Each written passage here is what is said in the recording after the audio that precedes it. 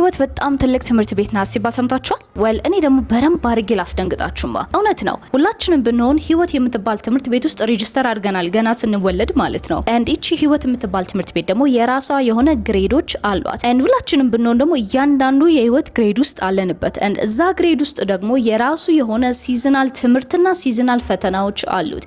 ያ ማለት ሁላችንም ትምህርት ቤት ውስጥ ነው ያለነው፣ ግን የተለያየ ግሬድ ውስጥ ነው ያለነው። አንድ የተለያየ ግሬድ ውስጥ ደግሞ ስትገቡ የምንማራቸው ትምህርቶች አሉ።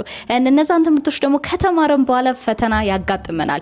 ያንን ፈተና ያለፉ ሰዎች ወደ ቀጣይ ግሬድ ያልፋሉ፣ ያላለፉ ሰዎች ደግሞ እዛው ግሬዱን ይደግሟታል ማለት ነው። እዚህ አንዳንድ ሰው በ40 አመቱ ገና ግሬድ 1 ላይ ነው። አንዳንድ ሰው ደግሞ በ20 አመቱ ግሬድ 12 ላይ ነው። ታያችሁ፣ እኔም ድሮ ህይወት ትምህርት ቤት ናት ሲባል እውነት ነው ብዬ አስቤ ነበር። ነገር ግን የምርም ክሊክ ያደረገልኝ መቼ ነው ታውቃላችሁ?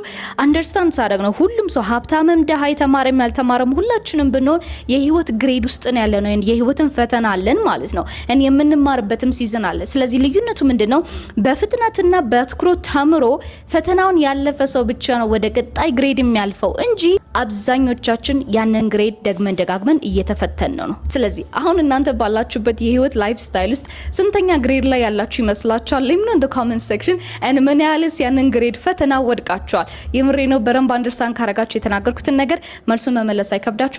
መልሱን ስመልሱ ደግሞ ልደነግጡና ልትለወጡ ይገባል። ምክንያቱም አሁን ቀጣዩ ፈተና ሲመጣ ማለፍ አለባችሁ።